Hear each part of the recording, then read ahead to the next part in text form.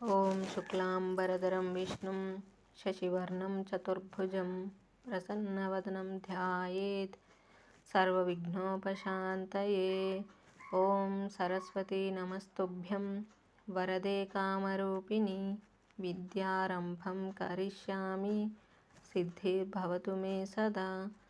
ఓం గురుర్బ్రహ్మ గురుర్విష్ణుః గురుర్దేవో మహేశ్వరః గురుః సాక్షాత్ పరబ్రహ్మ తస్మై శ్రీ గురవే నమః. మనం యోగ వాసిష్టం అనే గ్రంథంలో స్థితి ప్రకరణంలో 5వ భాగంలో అంశాలను తెలుసుకుంటున్నాం. ప్రస్తుతం అందులో 4 విముక్తి. శ్రీ వశిష్ఠ మహర్షి: ఓ రామ, ఈ విధంగా స్థిరాకృతిగా కనిపిస్తున్న ఈ బ్రహ్మాండ సమూహములన్నీ బ్రహ్మమునందే మరల ఉద్భవించి లయిస్తున్నాయి.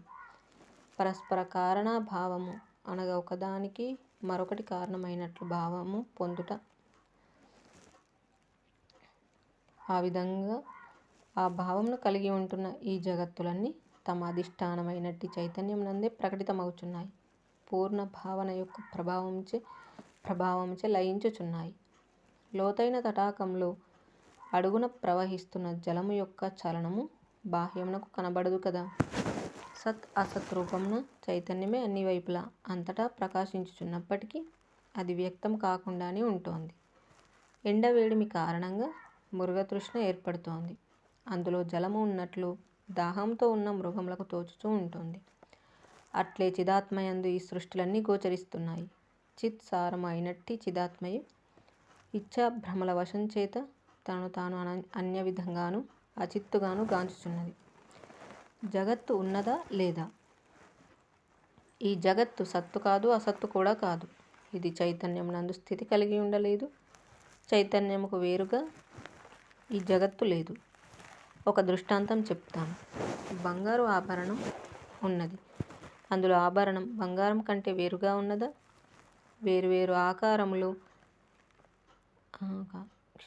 బంగారం కంటే వేరుగా ఉన్నదా? ఆభరణం అంతా నిండి ఉన్నది బంగారమే కదా. మరి ఇది గొలుసు, ఇది ఉంగరం అను వేరువేరు ఆకారములు నామరూపముల మాట ఏమిటి? ఉంగరము గొలుసు ఒక్కటేనా, వేరువేరా? ఒకటి రెండింటిలోనూ ఉన్నది బంగారమే కనుక రెండూ ఒక్కటే. వేరువేరు నామములు ఉపయోగములు ఉన్నాయి కనుక రెండూ వేరువేరు అని రెండు అభిప్రాయములు వేరువేరు దృష్టిలచే అంగీకారమే అవుతాయి. బంగారం నందు ఆభరణముల అన్నది భిన్న అభిన్నముగా ఉంటున్నట్లే బ్రహ్మమునందు నేను నీవు మొదలైన వ్యవహారమంతా మాయా దృష్టికి ప్రదర్శితం అవుతోంది. అందుచేత ఈ జగత్స్వరూపమంతా అనిర్వచనీయమై ఒప్పుచున్నది. దేనిచే నీవు శబ్ద స్పర్శ రూపరసగంధములను ఎరుగుచున్నావో అట్టి ఆత్మయే సర్వత్రా వ్యాపించి ఉన్నది. సర్వవ్యాపి నిర్మలమగు ఆత్మయందు ఏకత్వమేమిటి, అనేకత్వమేమిటి? రెండూ లేవు. ఉన్నట్లు ఉంటే అది అవిద్య చేతనే అని గ్రహించబడుగాక. యథార్థానికి ఆ పరమాత్మయందు మరొక కల్పన అంటూ ఏదీ లేదు. ఇక ఈ పదార్థముల పట్ల ఏర్పడుచున్న భావాభావములు శుభాశుభములు ఏ విషయమేమిటంటావా? ఇవన్నీ వాసనావశం చేతనే కల్పించబడుచున్నాయి.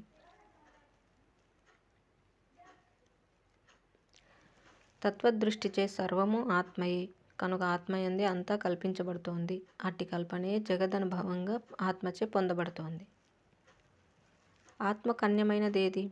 సర్వజనులారా, ఆత్మ కంటే వేరుగా ఎక్కడైనా ఎప్పుడైనా ఏదైనా పదార్థం ఉంటే దానియందు కోర్కె ఉండటం సహజమే అవుతుంది. తనకు అన్యంగా ఏ పదార్థం సంభవించుటకే వీలు లేనప్పుడు ఆత్మ దేనిని ఇచ్చకిస్తుంది, దేనిని ద్వేషిస్తుంది? ఆత్మకిచ్ఛాద్వేషములు కృత్రిమము, అజ్ఞాన కల్పితం మాత్రమే గాని సహజం మాత్రం కాదు. సర్వం తానే అయి ఉండగా అది దేనిని స్మరిస్తుంది, దేనిని విస్మరిస్తుంది, దేనిని నిర్మిస్తుంది, దేనిని త్యజిస్తుంది, ఏ భవిష్యత్తు ఫలం కొరకు ప్రవృత్తమవుతోంది? కనుక ఈ సృష్టి మొదలైనదంతా ఆత్మయందు అవిద్య చేతనే కల్పించబడుచున్నది అని గ్రహించండి. ఇష్టము అనిష్టము మొదలైన వికల్పములన్నీ ఆత్మను స్పృశించవు.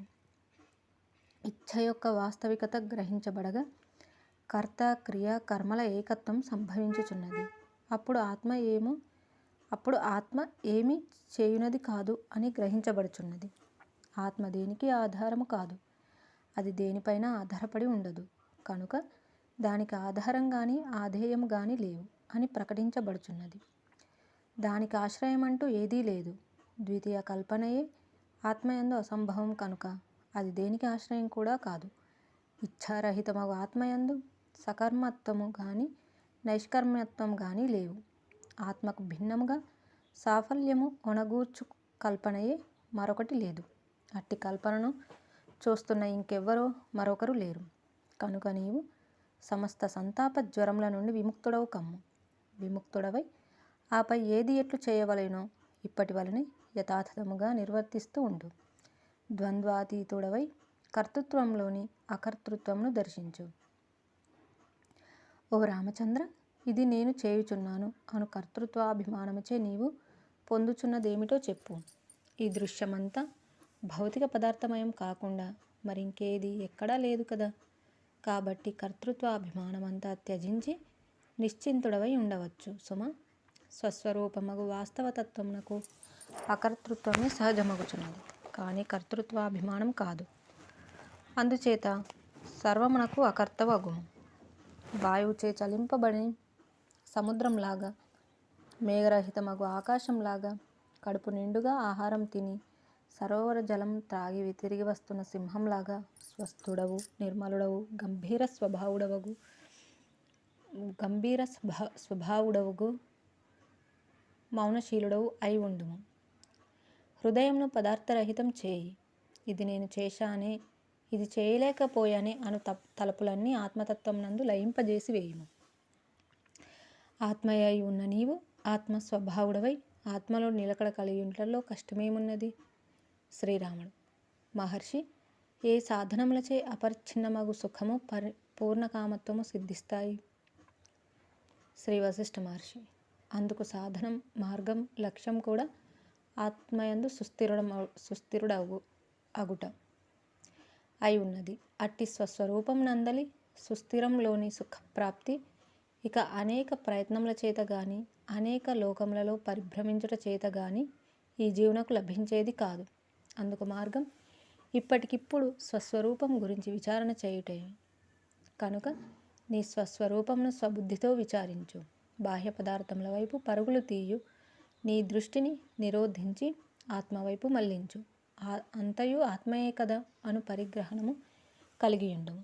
యథార్థానికి నీవు సర్వ ప్రపంచ మిత్రుడవు. పరమార్థ దృష్టిచే సర్వదా పూర్ణుడవే అయి ఉన్నావు. సుఖస్వరూపమగు చిదాత్మవే నీవు. అంతేగాని తుచ్చమగు ఈ శరీర మనోబుద్ధులు నీవు కాదు. ఓ సర్వజనులారా, మీలోని ప్రతి ఒక్కరి యొక్క వాస్తవ స్వరూపం అట్టి దేశము. జై శ్రీరామ్. ఈ విధంగా మనకు విముక్తి అనే అంశాన్ని గురించి, అందులో వివిధ అంశాలను గురించి తెలియజేయడం చూసాము. జగత్తు ఉన్నదా లేదా, ఆత్మకు అన్యమైనదేది అనేటువంటి వాటిని విచారించి చెప్పడం మనం చూసాము. ఇక తర్వాత అనాసక్త బుద్ధి 5వది. శ్రీరాముడు: హే మహాత్మా, జ్ఞానులకు కూడా కర్తృత్వములు స్వీకరించవలసినవి, త్యజించవలసినవి మొదలైనవి ఉంటాయంటారా? శ్రీ వశిష్ఠ మహర్షి: ఏదో ఒక కర్మ నిర్వర్తించని వారంటూ ఎక్కడైనా ఉంటారా? ఉండరు. జ్ఞానులు లౌకికమైన కర్మ చేయవచ్చు, లేక చేయకుండవచ్చు. ఏది ఏమైనా ఇది నేను చేస్తున్నాను, లేక ఇది నేను త్యజించుచున్నాను, చేయుటలేదు అను కర్తృత్వాభిమానం ఏమాత్రం ఉండదు. వారిలో కొందరు సుఖభోగ ఫలములను పొందవలసి ఉండవచ్చు, లేక సాధనాభూతములకు ఆయా కర్మలందు నియమితులై ఉండవచ్చు, లేదా సమాధి యొక్క వేర్వేరు భూమికలలోని ఒక దానియందు ఉండి ఉండవచ్చు. ఏది ఏమైనా దీనికి నేను కర్తను, ఇది నాకు సంబంధించినది అను ఉద్వేగం ఏమాత్రం వారి యందు ఉండదు. వ్యవహార రీత్యా ప్రవర్తించినప్పటికీ వారు ప్రకటించు కర్తృత్వము వ్యవహార సానుకూల్యమునకు సంబంధించినదే గాని అభిమానము సంబంధించినది కాదు అని కానీ అజ్ఞానుల వ్యవహారం మాత్రం అందుకు వేరుగా ఉంటుంది. శ్రీరాముడు: జ్ఞానులకు కర్తృత్వమే ఉండదని అంటున్నాం కదా, కానీ వారు కూడా తదితరుల వలనే కర్మలు నిర్వర్తిస్తూనే ఉంటారు కదా. శ్రీ వశిష్ఠ మహర్షి: జ్ఞానులలో గోచరించే అకర్తృత్వం గురించి, అజ్ఞానులలో ఉంటున్న కర్మబంధం గురించి కొన్ని విశేషాలు తెలియజేస్తాను విను. ఏ క్రియ అయితే ఈ జీవుని అంతఃకరణంలో నేను చేయుచున్నాను, దీని కర్త లేక కర్మ నాకు సంబంధించినవి అను మనోవృత్తి నిశ్చయంతో కూడినదై జీవుని యందు ఉంటుందో అట్టి కర్మకు మాత్రమే అతడు కర్తృత్వం పొంది ఉంటున్నాడు. అనగా నేను దీనికి కారణమవుచున్నాను అను రూపం గల ఉపాదేయ బుద్ధి ఉంటేనే కర్మ ఉన్నట్లు. దీనినే వాసన అని కూడా అంటున్నాం. ఈ మనుజుడు వాసనలను అనుసరించే ఆయా క్రియలను ఉనర్చుచున్నాడు. క్రియలను అనుసరించి ఫలభోగానుభవం సంభవం అవుచున్నది. క్రియలను అనుసరించే అందు ఇచ్ఛ తొడగుచుండగా ఫలభోక్తృత్వము అనగా నేను ఈ కర్మ ఫలములను అనుభవించదను గాక అను భావన ఏర్పడుచున్నది. వాసనలను అనుసరించే మనుజుడు క్రియలను ఉనర్చుచున్నాడు. వాసనల ప్రభావం. ఒకడు ఒక స్థూల ఇంద్రియములచే కర్మలు చేయవచ్చు, చేయకపోవచ్చు. అతడు ఎట్టి వాసనలు కలిగి ఉంటాడో అట్టి వాసనలను అనుసరించి అతని మనస్సు స్వర్గ నరకములందు సుఖ దుఃఖములను అనుభవించడం జరుగుతోంది. ఒకడు కర్మలు చేసినా చేయకపోయినా అతడు ఆసక్తి కలిగి ఉంటే మాత్రం అతనికి కర్తృత్వం కలుగుతూనే ఉంటుంది. తత్వజ్ఞానికి వాసనలు ఉండుటలేదు కనుక కర్మల పట్ల ఆసక్తి ఉండుటలేదు. ఆసక్తి లేని చోట కర్తృత్వం కూడా ఉండదు. ఆసక్తి, వాసనలు, కర్తృత్వం ఈ మూడు అవినాభావ సంబంధం కలిగి ఉంటున్నాయి.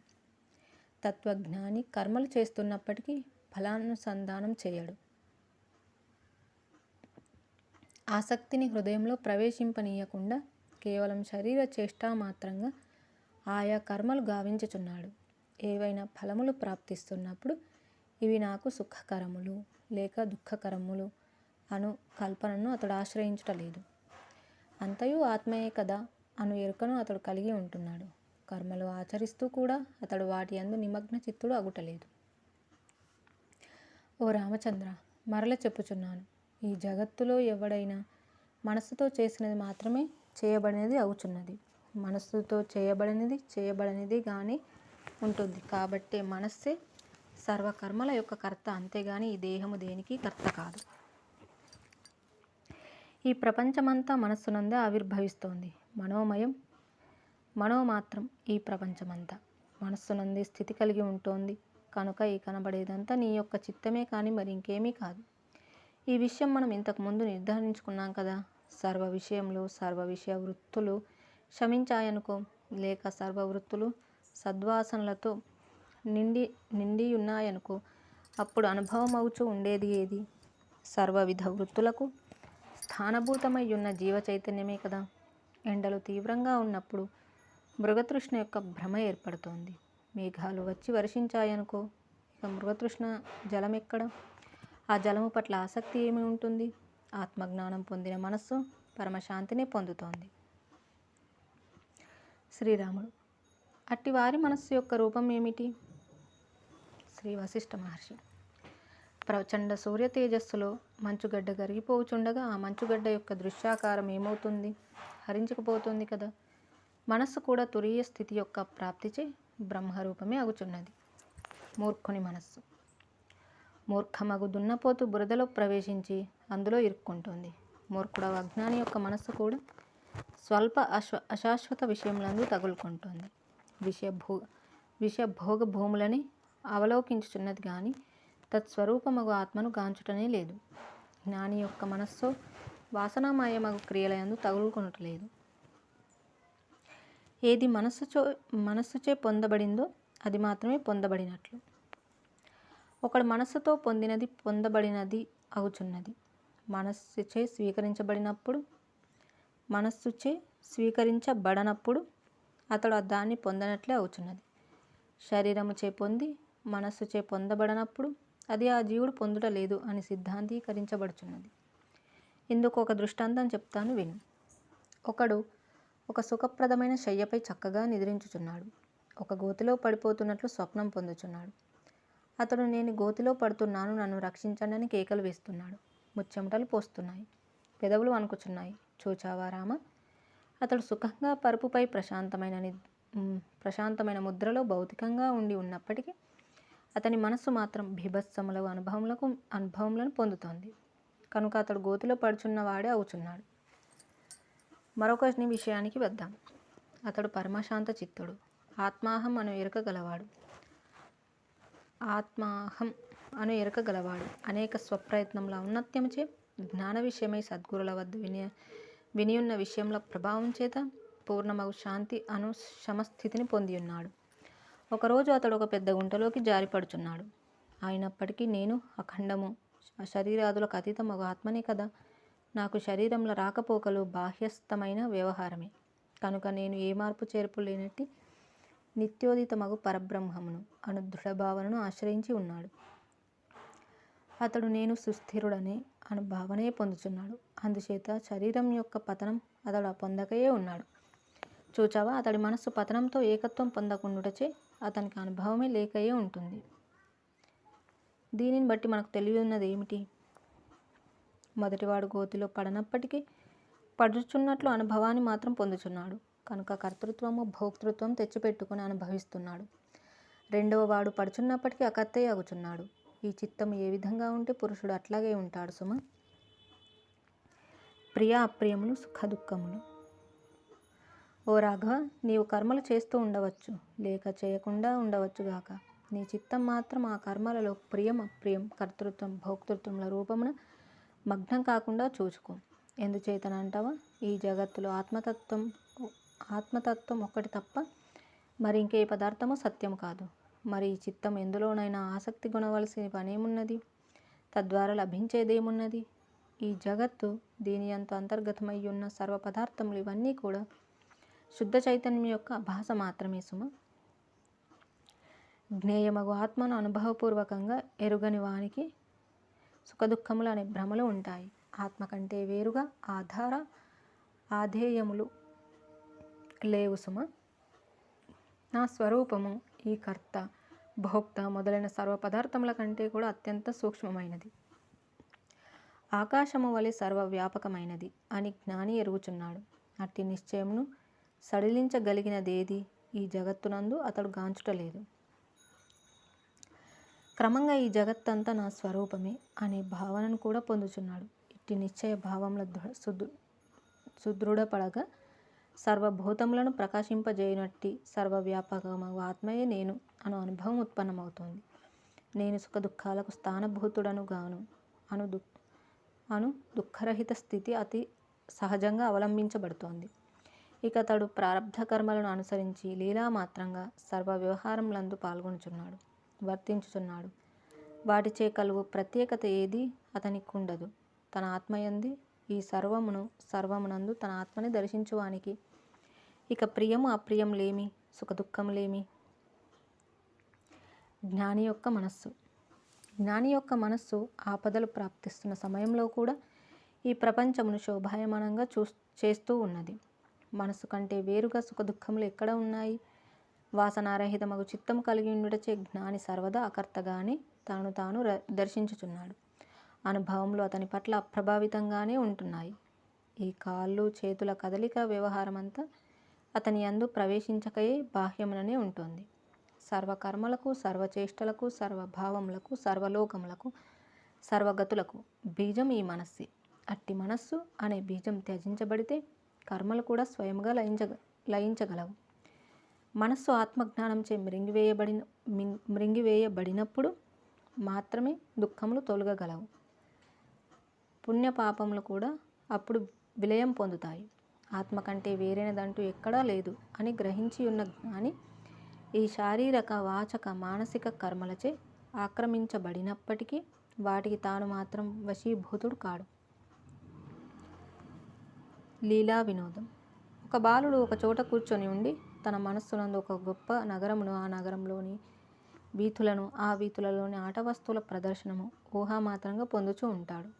ఇంతలో అమ్మ పిలుపు విని అక్కడి నుండి లేస్తూ ఆ సంకల్ప మహానగరమును క్షణంలో త్యజించి వేస్తాడు. మనోనగరంగా పొందబడినదంతా వాస్తవంగా లేదు అని ఎరుక చేతనే కదా అతని యందు దానిని త్యజించు సమయంలో ఎట్టి క్షోభ ఏర్పడటలేదు. నగరము, నగర వినాశనం కూడా అతను ఊహామాత్రంగానే పొందుచున్నాడు. అట్లాగే ఆత్మ కూడా కర్మలు చేస్తున్నప్పటికీ పరమార్థ దృష్టిలో ఏమీయూ చేయకయే ఉంటుంది. లీలామాత్రంగా ఒక సమయంలో దుఃఖములను అనుభవించుచు మరొకప్పుడు ఇదేది నాకు దుఃఖం కాజాలదు అని గమనించుచున్నది. ఆత్మ దేనిని దుఃఖమని తనకు తానే నిర్వచించుకుంటుందో అది దుఃఖకరమే అవుతున్నది. ఇవేవి నాకు దుఃఖకరములు కావు అని అది భావించుకున్నప్పుడు దానికి దుఃఖం కలుగజేయగలిగేది ఈ జగత్తులో ఏదీ లేదు. అయితే ఒకడు వస్త్రములు ధరించుచున్నంత మాత్రం చేత అతడు వస్త్రములు అవుచున్నాడా? దుఃఖములు పొందుట జరిగినను ఆత్మ దుఃఖరూపంగా పరిణమించుటలేదు సుమా. హేయ ఉపాదేయములు అనగా త్యజించటము, స్వీకరించటము. వ్యవహార యోగ్యములుగా అగుచున్న ఈ ఎదురుగా ఉండే సర్వ పదార్థముల యందు వాస్తవానికి హేయత్వము గాని ఉపాదేయత్వము గాని లేవు. అట్టి చమత్కారమంతా చోటు చేసుకుంటూ ఉన్నది బుద్ధిలోని. హేయత్వం అనగా త్యజించవలసి ఉన్నది, ఉపాదేయత్వం అనగా స్వీకరింపవలసి ఉన్నది. నేను త్యజించాలి అనుకున్న వస్తువు స్వతహాగా దుఃఖకారకము అని అనటానికి వీలు లేదు. ఎందుకంటే అది ఒకప్పుడు స్వీకరించబడినదే కదా. ఏదైనా సరే స్వీకరించుట చేతనే దుఃఖం సంభవిస్తోంది. స్వీకరించని వానికి ఆ విషయంతో సంబంధమే ఉండదు. ఇక దుఃఖమేముంటుంది? ఎప్పటికైనా సరే ఉపాదేయ రాహిత్యం చేతనే అనగా గ్రహించుట అనున్నది నిరోధించబడుట చేతనే దుఃఖం జయించవేయబడుతుంది. అయినా ఆత్మ కంటే వేరుగా ఏదీ లేనప్పుడు స్వీకరించబడేది అనగా ఉపాదేయం మాత్రం ఎందుకు దుఃఖింపజేయాలి? కనుక అవిజ్ఞాన పూర్వకమైన దృష్టి చేతనే దుఃఖములు వచ్చిపడుచున్నాయి. అంతేగాని హేయ ఉపాదేయములు స్వయంగా దుఃఖకరములు కావు అని గ్రహించు. ఆత్మ అకర్త భోక్త అయి ఉన్నదని మనం అనుకున్నాం. అవిద్య కారణంగానే దాని యందు కర్తృత్వ భోక్తృత్వములు ఆరోపించబడుచున్నాయి. అట్టి అధ్యారోపమే అనుభవమునకు కూడా కారణమవుతున్నది. అకర్త భావన చే క్రమంగా ఆత్మ యొక్క వాస్తవ స్వభావం అనుభవమవుతుంది. శ్రీరాముడు: ఈ కర్మలు త్యజించటం, అకర్తగా అవటం సాధ్యమేనా? శ్రీ వశిష్ఠ మహర్షి: నిజమే. శరీరధారి కర్మలను ఎలా త్యజించటం? సరే.